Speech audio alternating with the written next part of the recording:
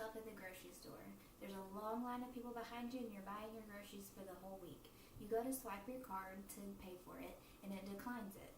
You tell the cashier, it just read it wrong. You swipe it again. It declines it and she tells you insufficient funds. You embarrassingly step out of line and call your bank, and your bank confirms that you are insufficient. You've spent $400 at Best Buy and $200 at Walmart just that day. You think to yourself, you haven't even been to those stores that day, much less this week.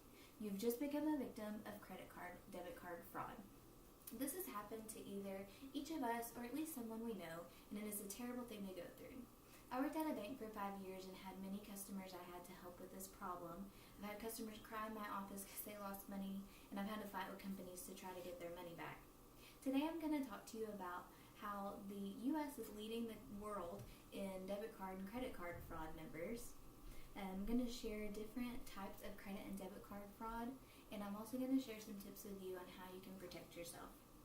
So in an article by PR Newswire from January 2015, the U.S. accounted for 51% of global payment card fraud costs in 2013, and the cost of payment card fraud grew by 29% to $7.1 billion.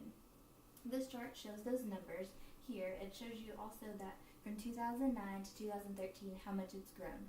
I've added an attachment that you can see better. And why does America see more fraud than other countries? According to an article called Skimming Off the Top, published in The Economist in February of 2014, fraudsters target the United States because that's where the cards are. At the end of 2013, there were 1.2 billion debit, credit, and prepaid cards in circulation in America, more than any other region, and that's about 5 cards per adult. Think about how many cards you have, and do you fit the statistic? So what are some ways thieves can steal your information? There's mail fraud, where they just take credit cards out of the mail. There's phone fraud. They typically target the elderly and try to scare them into giving their information. There's skimming, where they add machines. Like at the gas station, they'll add a little add-on to the machine that when you swipe your card, it reads your information. Or, of course, they can hack computer records, as we've seen recently with the Target and Home Depot breaches.